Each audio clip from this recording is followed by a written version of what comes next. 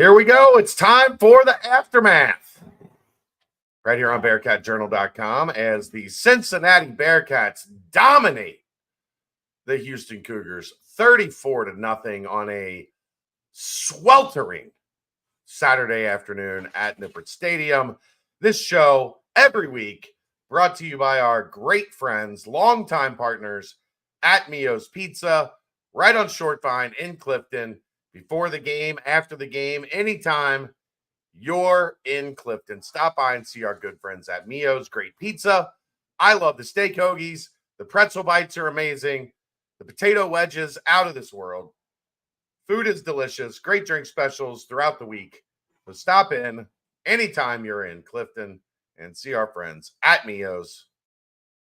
They will get you taken care of. Tell Kelly I said hello. All right, Aaron. That was fun. Sure. Yeah, that was first shutout since what, 2018, I believe. I think so. Yeah, for Navy, maybe. That's the last one I remember is Navy. They had two that season, courtesy of Brent. I didn't know this stat. They shut out both Miami and Navy that season. Wow, there you go. So yeah, it was they had everything clicking. I mean, it was one of those days that you could just kind of feel from the beginning, especially offensively. And they were just off on that first drive. If that pass doesn't get knocked out of Joe Royer's hands, they probably march straight down the field and score a touchdown on that first drive. But that was the only incompletion for Brendan Sorsby for a long time. And it really should have been a completion outside of a great play by the defensive back. And I kind of thought, I don't know what you saw up in the press box. I thought it was a catch and a fumble. It was bang, bang. It was definitely bang, bang, but I also thought it was a catch and a fumble. It's probably one of those ones, Aaron, if they would have called it a catch and a fumble live. Depends on what was probably was on the field. Right. Yeah. So, maybe would have been mad about it if the rest of the game didn't go the way that it did. But let's start here. Brendan Sorsby's fun to watch play quarterback, man. Like, give this recruiting staff, this talent acquisition department, a lot of credit because it was very apparent that they had zeroed in on their target. As soon as the last season ended, Sorsby went into the portal. He quickly visited campus, became a Bearcat. He turned down overtures from a lot of other programs, including Lincoln Riley and USC. Looking at that Michigan game, I'm guessing USC probably would have been very happy to have Brendan Sorsby right now. But he is one of those guys, man, when he is in a rhythm, like he just sees the field so well. He can make all of the throws. The two touchdowns were to Xavier Henderson were perfectly placed. Kind of that go route down the sideline, fade, whatever you want to call it. Perfect spot. Henderson was the only one that could make a play on the ball, touchdown. Some of his throws over the middle, and that's something we talked about a lot in the offseason, it just wasn't a part of the offense. And if you can stress the defense where they have to worry about the middle, then things on the outside open up. I think of his first 10 completions, he completed them to 8 different receivers, spread the ball around. It felt like he had way more yards than he actually ended up with. But I agree there 1,000%. I guess we forgot what it's like to have complete control of a game where all of a sudden, all of a sudden, so he ran up big numbers in the first half, and you just in your brain, like, oh, well, he's got 250, 300 yards passing. No, he doesn't. But he didn't need to have that much passing because Houston was a non-factor. Last week, I think he only had 186, and neither game is anywhere close to what it felt like. I think the rushing attack last week was a lot more effective against Miami. they could running the ball. Give Houston's defense credit. They were For sure. swarming at the line of scrimmage. But you know what I loved, and I this is one of the things I noted down on the field. They started to take advantage of that on the edges. Those little swing passes to Kiner. Like Houston was doing a great job packing the box and not giving a lot of lanes to run. They said, okay, you want to do that? We'll go outside a little bit and we'll stretch you out because you're clogging the middle. We'll take what you're giving us. And it was just, they were so on both sides of the ball, so damn efficient today. Well, we'll go back to what you wanted to start with Brendan Sorsby. He looked as comfortable as we've seen him. I think that, and nothing feels forced. If there isn't a play, he is not afraid to just hold on and take the sack and let that be that. He is extremely careful with what he does.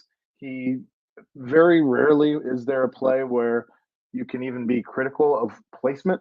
There was a deep ball that was underthrown, I want to say, to Sterling Burkhalter on the right side of the field.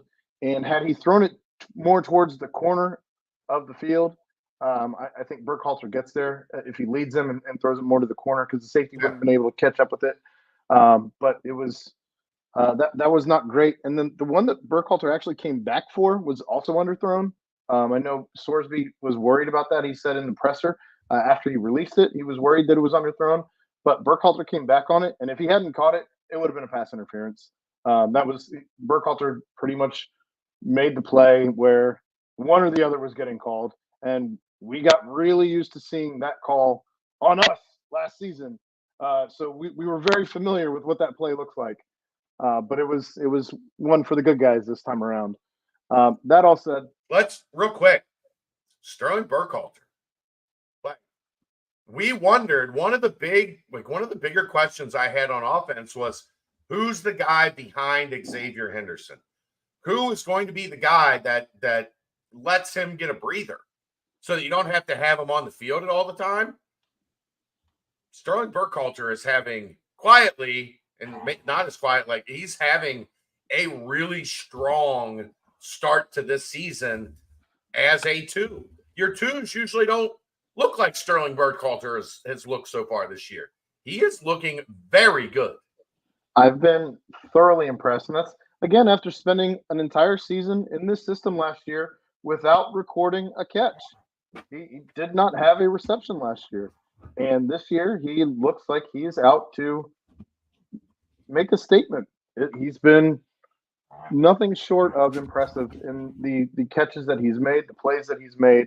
And you got to think that everything kind of has been built on the back of the first touchdown catch against Towson, which built his confidence and has just quietly continued to build over the course of the season. Well, this is why this is so important for Burkhalter, right? Because Xavier Henderson's a senior. Sure. And if Burkhalter doesn't step up, they enter the offseason saying, we need to go get a big, tall, like playmaking outside wide receiver. Right. And they'll probably still want to do that in the portal. I hope so. But now the priority becomes like it slides down a little bit on the priority list because you've got a guy that's showing he's ready to step into that role, how it's supposed to work, right? You learn a year or two under the veteran, under the main guy, the go-to guy, and then he moves on and you step into that role and you become that guy, and then somebody comes in behind you. Like that's how this is all supposed to work. It's not how it works anymore, but there still are instances where it can work like that. But he needed this to let the staff know, I got you. I got you. Throw me the ball. I got you. And I've been very, very impressed with him so far in that role behind Xavier Henderson. I agree. Also, you touched on Corey Kiner. Corey Kiner's negative yards like 4 or 5 of them today, didn't it? Felt like the streak was broken on the very first offensive play for Cincinnati, as he did have a rush for I think -3, -4 yards. Hat tip to Houston and their defense. I can only imagine how gassed that Houston defense was by the end of the game, yeah. considering Houston only had 12 first downs the entire game. The crazy thing was time of possession wasn't that far off, was it?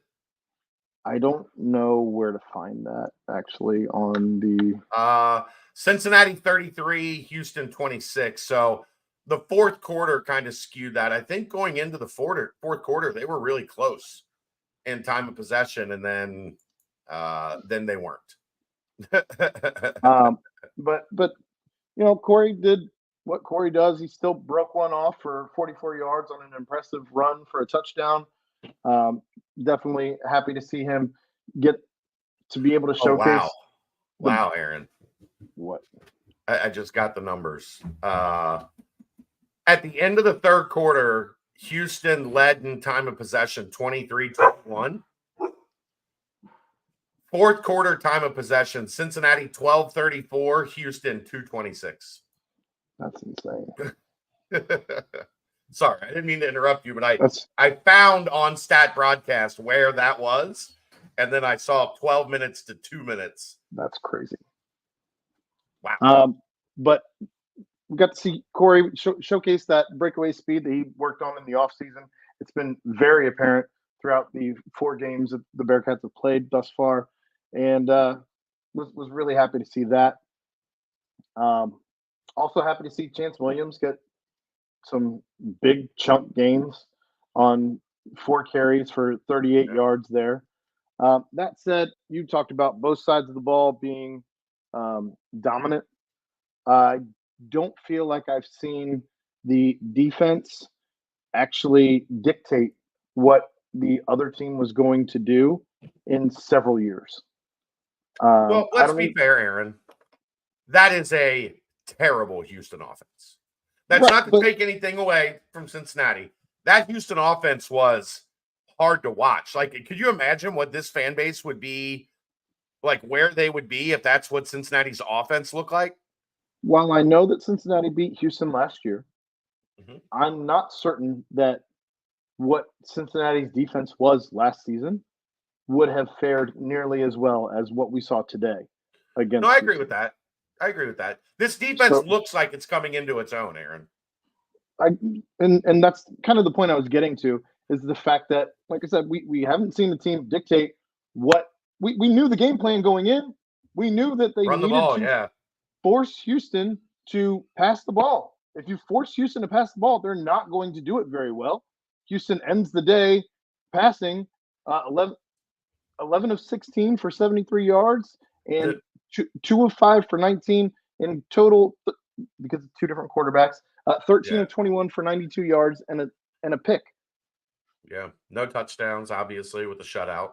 Dreadful. Under 100 yards. Like I said, we knew the game plan going in, but we knew the game plan going into several games last year. It didn't matter. We saw a defense that did what they wanted to do the entire game. Not one quarter, not several quarters, the whole game. And really, I mean, Houston only 33 rushes for 141 yards. 33 rushes is quite a bit of, considering they threw the ball 21 times. Like, it was clear what they wanted to do. They just weren't overly successful doing it. That is something that we didn't know that this defense was going to be able to do at all coming into this season. Facing a team that really wanted to run the ball, facing a team that wanted to impose their will on the ground, Cincinnati said, no, we're not going to do that. So you got to give Tyson Bite and that group credit. It looks like they are continuing to learn and make progress week over week, which with the new system and all the new players, that's all you can ask for. I agree. They held Houston to only 1 red zone opportunity the entire game, which they were 0 for. 4 for 14 on third down. Like, that was a nightmare last year. Yeah. when teams got to third down, it didn't matter what down and distance it was. It felt like there was a 70+% chance they were going to convert. Because all you had to do was throw it down the sideline. Yeah. And or the back half of the season, run it, or throw it down the sideline. It was either going to be a catch or a penalty. And even on fourth down today, one of three for Houston.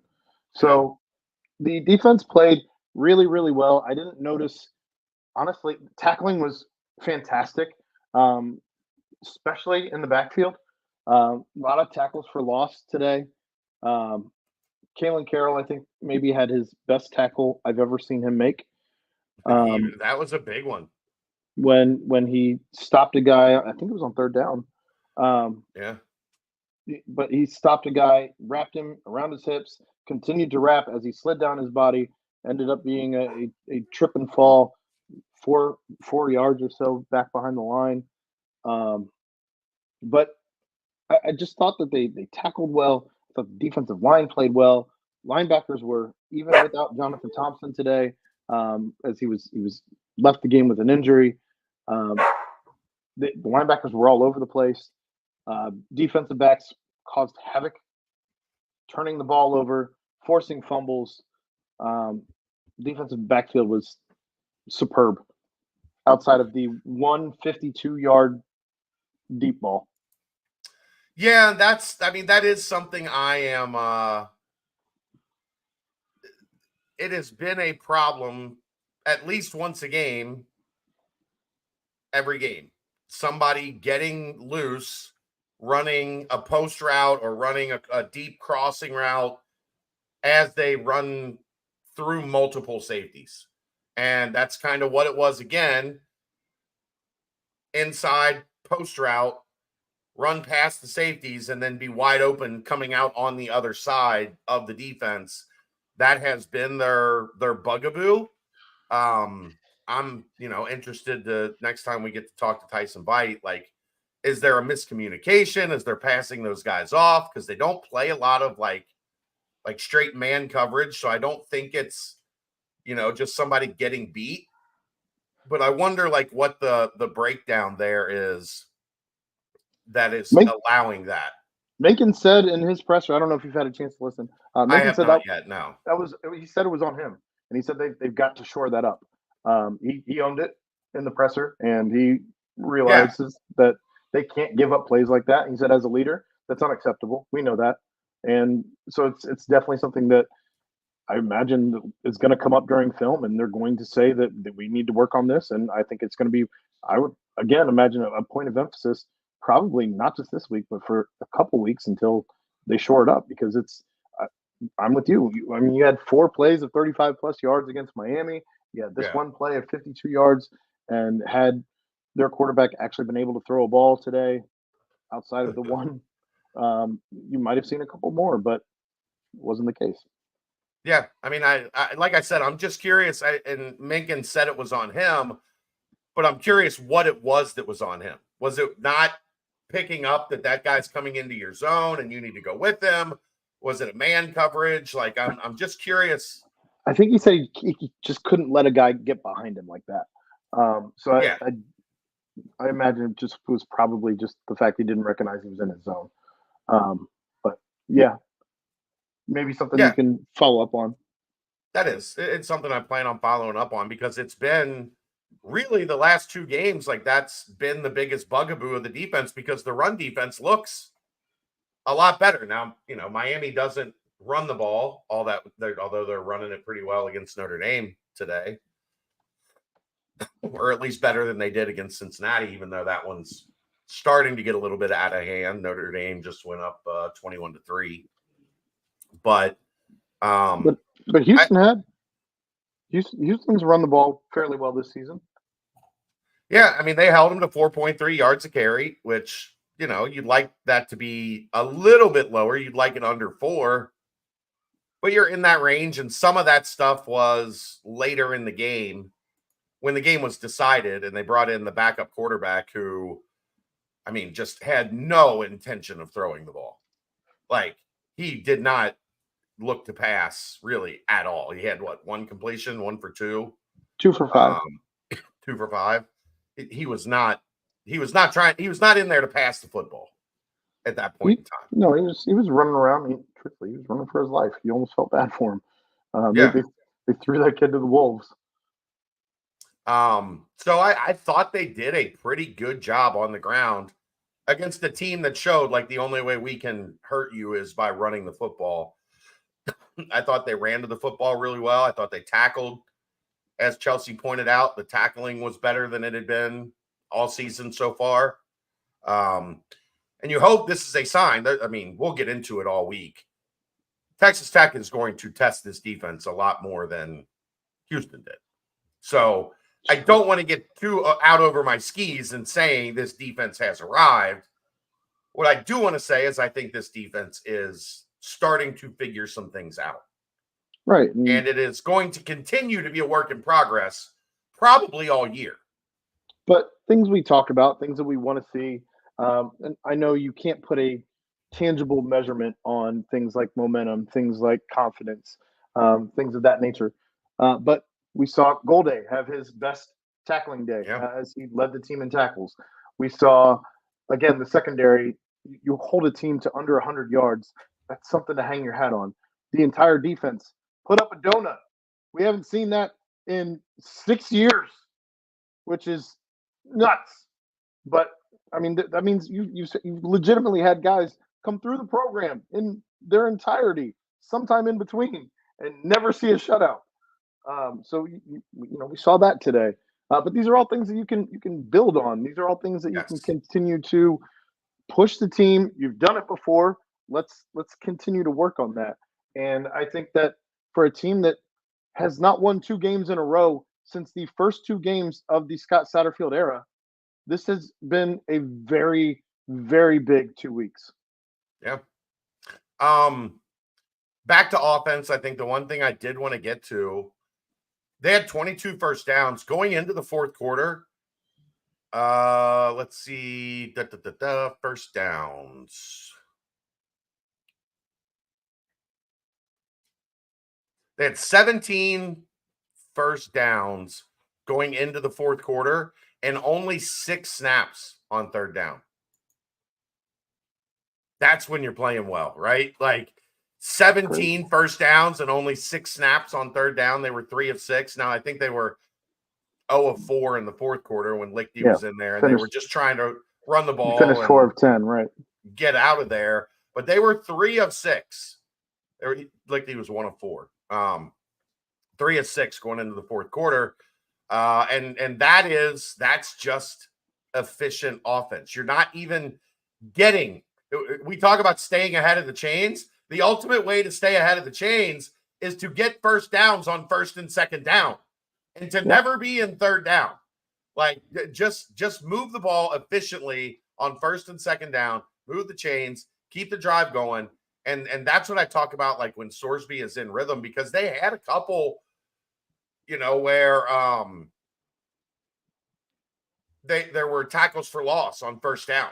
So it's second and 12, bang, 15-yard gain on second down, and like the chains are moving. And it's one of those things that good offenses do.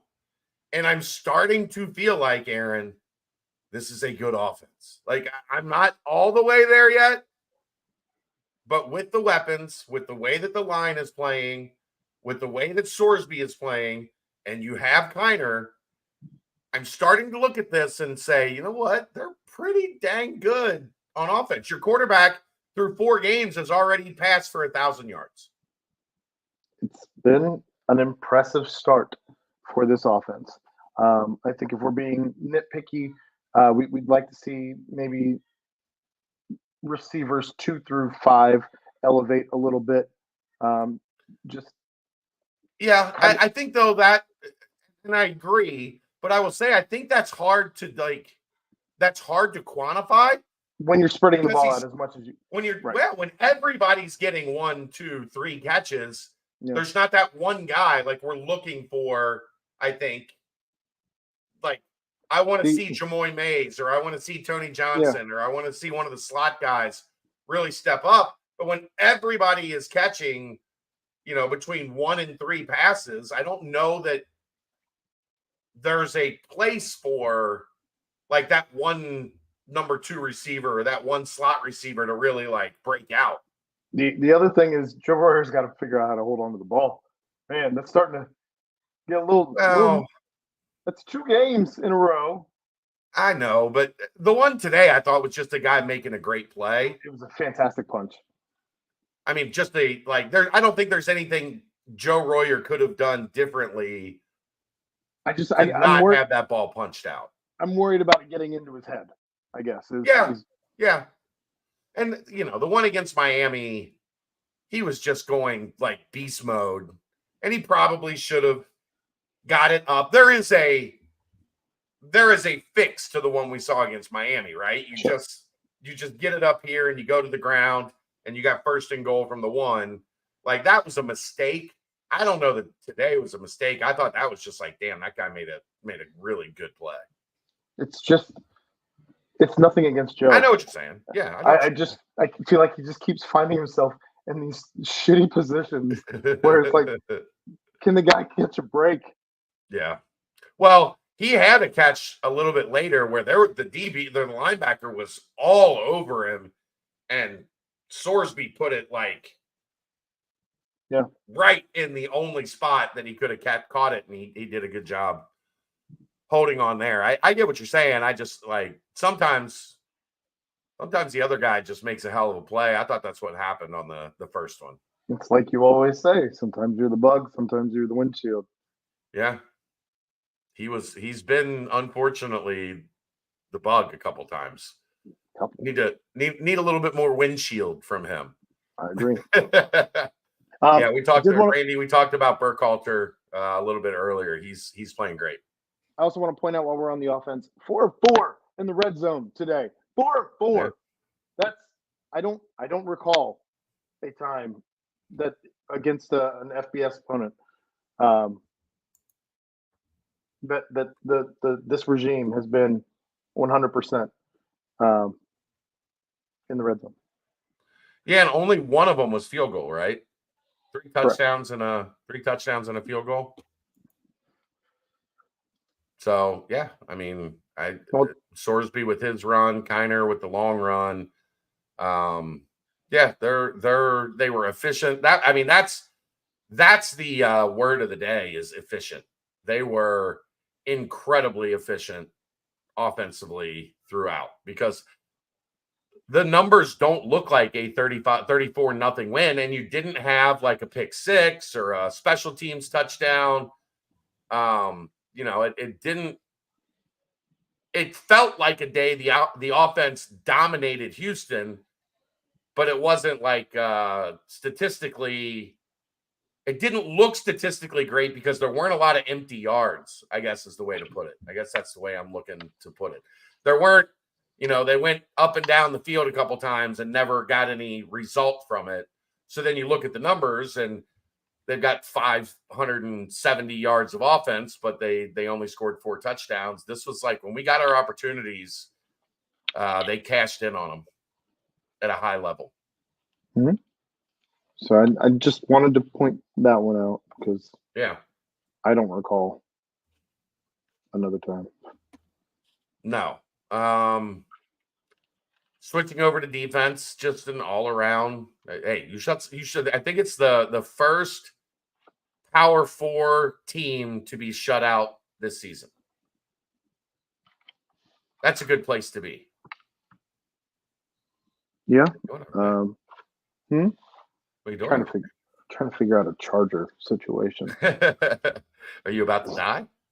No, it's okay. It's gone into energy saver mode. I didn't know if that affected anything, but no. So far, it doesn't look like anything's different. That's great. They were sound. I mean, man, Jordan Young is playing outstanding football.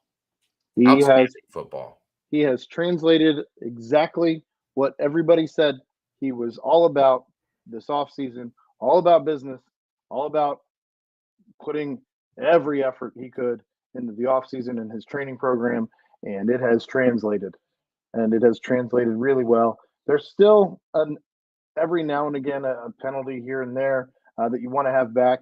But outside of that, I'll take the one penalty here and there for the body of work that he has turned in this season. Yeah.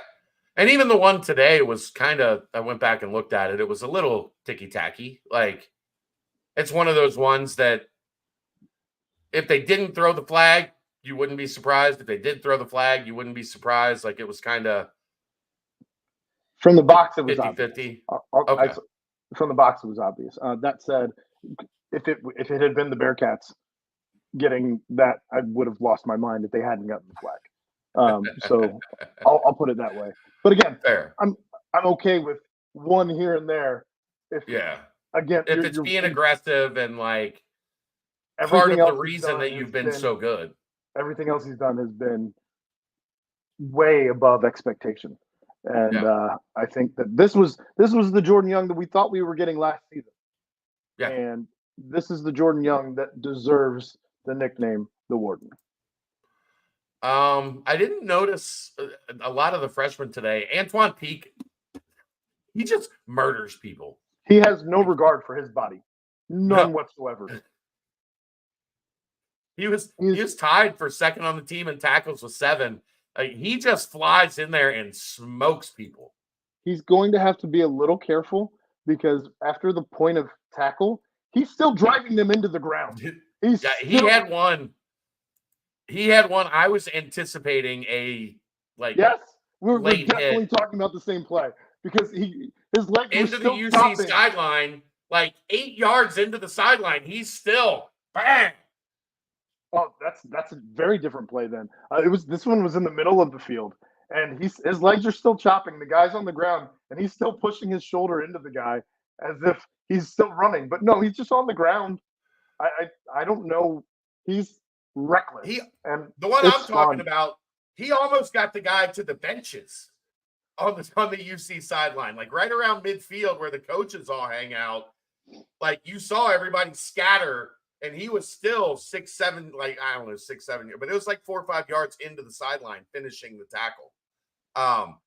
He's getting a lot of those snaps at the star position. I think that physicality, like he is making himself a guy that is hard to not have on the field with the way he hits. Brent and I had this conversation today up in the box, and I said to him, Antoine Peak, he loves to hit. I said, let's think about this though. If your dad was Antoine Peak Sr., right? If you were not hitting hard, he's going to let you know you're not hitting hard enough, right? And who's the last person you want to disappoint if you're Antoine Peak Jr. is Antoine Peak Sr. for all of the reasons. One, because he's bigger than you and can take you still. Two, the legacy. I know. Let's not discredit that. So. I am not surprised that he is out here doing what he is doing. That said, other guys I wanted to point out too, Cam Wilson stood out to me today. Again, he is having a really strong start. It's not as good as Eric Phillips. No. Cam Wilson is playing well. If this is what you're getting on the other side of Eric Phillips, you have to be happy with what you're getting on the other side of Eric Phillips. Yeah. Because he ended up with 3 tackles, 2 solo, 1 sack, 1.5 for loss. But he's back there disrupting plays. Yeah. And for, again, a defensive line that we were not sure what this defensive line was going to look like, while we have not played what I would value at a above average offensive line to date. No, I think it's fair. This is stuff that you can build on. This is reps. This is experience. This is finding out what works, what doesn't work. And it's been productive. And we were worried about that. What I love seeing when looking at this is just a statistical analysis, Aaron. The linebackers and the safeties are now starting to mix in. We're not seeing all safeties at the leaderboard, on the leaderboard of tackles. you're seeing Bartlett and Golday mixing in with Minkins and Peak and Canteen. Like that's what I wanted to see, is that mix of your second and your third level are all making plays, as opposed to what happens when it's, your safeties that are leading in tackles every week. Like that's just a lot of strain on your defense to have the back line of your defense be so responsible for having any success in terms of stopping teams on plays that are happening in that 3 to 7 yard range, whether that be pass plays, whether that be run plays or pass plays out on the perimeter. You mentioned Golday had 7, Dingle had 5, Bartlett had 4, Dingle needed Coleman today. had 4. What's that? Dingle needed today. Yeah, he did. 5 tackles, 2 solo. He was in and around the action. Yeah. And he's struggled at times to pursuit angles, getting stuck in coverage and getting picked on. And I think I guess this is my theme today, but confidence, building on the fact that you made plays, building on success. Momentum. He needed today. Look, you can still get better by reviewing positive game tape. It doesn't always have to be going back and watching bad plays in order to eliminate your mistakes. There is a part of coaching that is watching the good stuff and going, do that all the time. You see what you did right there? Right. You see what you do more of that. You do learn a lot from failure. I'm not disputing that, but there's also things to be learned from. That is how we want you to do it. That is your responsibility on this type of play. That is your gap. That is your assignment. And to be able to sit down and break down tape and give that positive reinforcement is a plus. Chelsea says Walt Stew deserves his flowers. Agreed. This defensive line, much maligned. Without more guys today. Kamari Burns, apparently, I don't think it sounds like it's going to be anything long term, but apparently he got dinged up in the Miami game and just didn't tell anybody. And then he doesn't want to miss the field. And then Sunday shows up a little gimpy, and they have to kind of take care of it. But I don't think, from what I heard, I don't think he's going to be out entirely too long. But Aaron Himmler and staff are getting their money's worth. Busy. Jonathan Thompson exited today, looked like something hip, oblique, like something on his side. That's probably going to be something we're going to have to see how it goes, which kind of stinks because I think he had been playing exceptionally well through the first part of the season.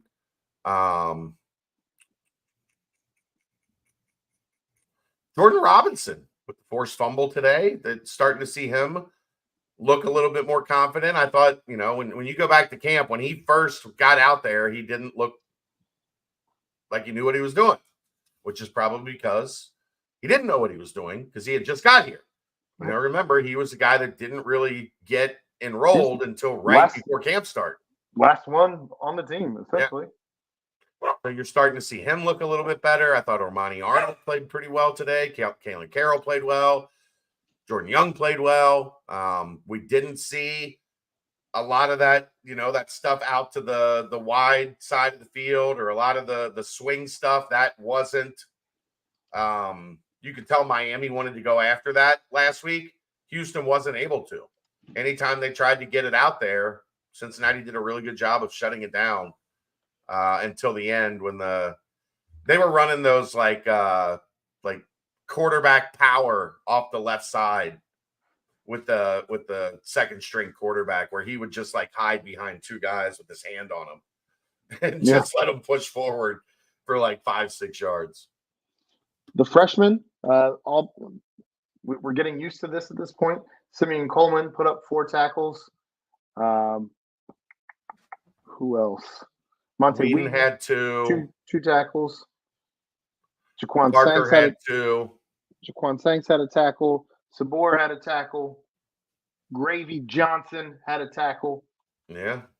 Lendrick Barber, first time we've seen him this year. I'm guessing that was probably a result of not having Kamari Burns.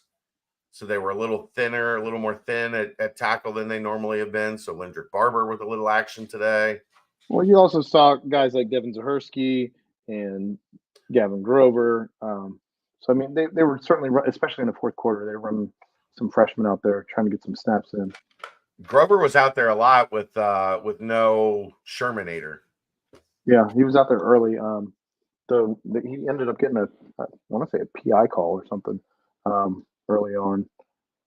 But I don't know. You bring in house the power of the puka, and this is what happens. Congrats to Marty Gilliard on his Hall of Fame last night, but you harnessed the power of the puka.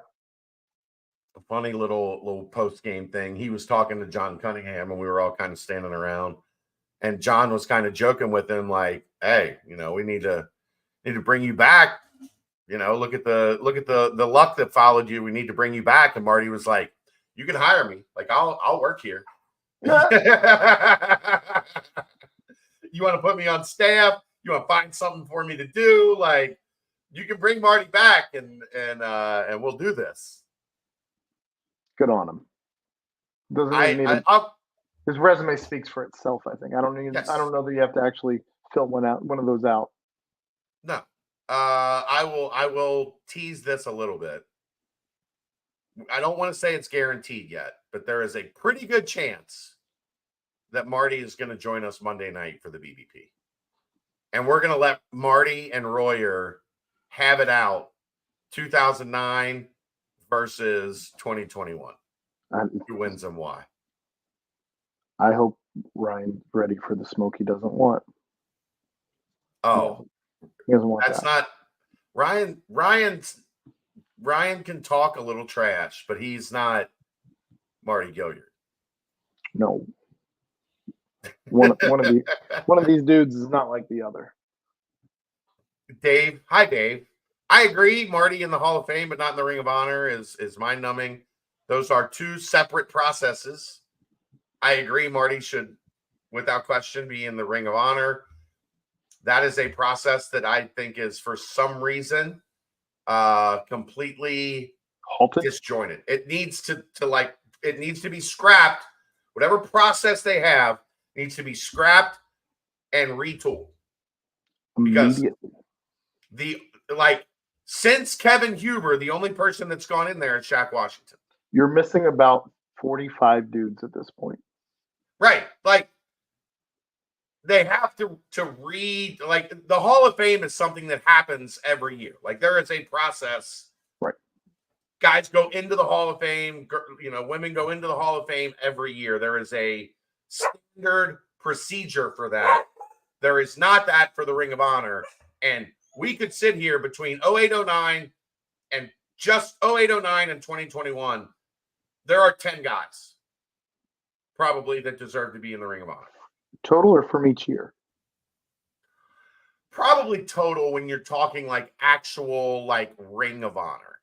That has to be like the elite of the elite. You got 9 dudes who were drafted. But that doesn't mean they were the elite of the elite. You're putting Darian Beavers, like, this is not a shot at Darian Beavers. You're putting Darian Beavers in the Ring of Honor. Maybe down the road, if you catch up to everything that you've had. I think like Des Ritter goes in the Ring of Honor. Sauce Gardner goes in the Ring of Honor. Like, no question. Cool. I think there's a plateau that goes from the Hall of Really Good to the Hall of Fame. You know what I mean? I don't know that, but that's beside the point. Now we're splitting hairs. Right. You got to start somewhere. You want to know what I said to Tony today? You gonna get in trouble I said, airing this? No, I was just messing with him. We were talking about Sorsby and how well he had played, and I said, "You think he's going to go in the Hall of Fame before you?"